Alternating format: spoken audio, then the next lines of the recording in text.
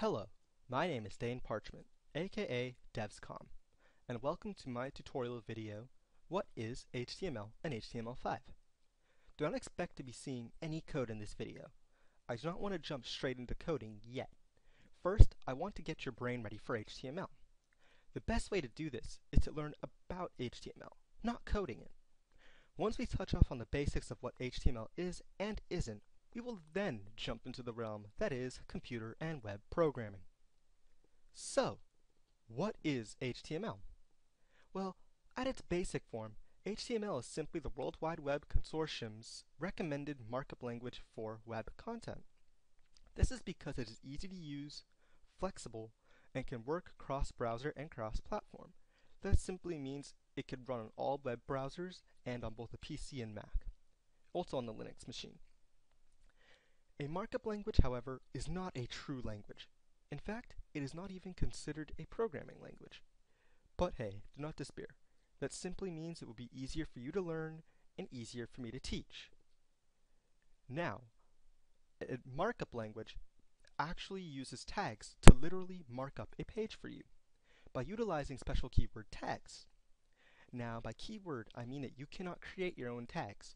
You have to use the ones supplied in the language. And hey, no worries. By the end of this tutorial series, you will know the majority of them. Now, the tags themselves are actually read by the browser, which interprets them as HTML and then outputs it as a web page. That's pretty cool, right? Okay, but then how do you create these HTML files? Well, creating them is actually the easy part. What we will need to do is utilize a text editor. Basically, a text editor can range from something as simple as the default Notepad or as complex as the industry-level Dreamweaver. Lucky for you, we will be using a free but very well-created text editor called Sublime Text.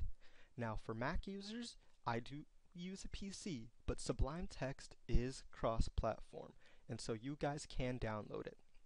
You don't have to buy it. There is a paying option, but you don't need to buy it. It is free. Now, once you have the text editor, you will need to create the HTML document and then save it as a .html or .htm extension. When clicked, this extension will go to your default web browser and then display the information in the HTML file, hopefully as a web page. Now, a simple analogy to remember is the house analogy. HTML is the structure of the house, and it creates its foundation. Remember that because when we learn other web languages, we will see this analogy grow along with the site.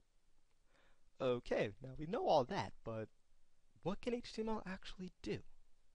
Well, HTML can actually do a multitude of things. It can create web pages, applications, video games, and layouts. Now, it can create a lot of other things if you set your mind to it, so it's a really versatile language. But there has to be a catch, right? I mean, there is always a catch. And this sounds all well and good, right? So, what can HTML not do? Well, this is the thing that everyone hates about HTML. Remember my house analogy? HTML is simply the foundation, and the foundation is simply wood, metal, and pipes. And nothing fancy. So expect pure HTML content to look terrible and really boring. It is not visual whatsoever. It also does not work well with user interactivity, so do not expect to be seeing flying text and amazing transitions with HTML alone. Also, HTML also doesn't like using forms, and while it can create them, without the use of languages like JavaScript, PHP, and MySQL, do not expect to be using a form that much, as it will not do much things at all. But hey, don't worry, we will be learning PHP, JavaScript, MySQL, and CSS, the visual side of web programming, in these tutorial series that I will be creating for you guys. So, now that we know what it can and can't do, let's move on to the next important thing, setting up your programming environment. And that means text editors.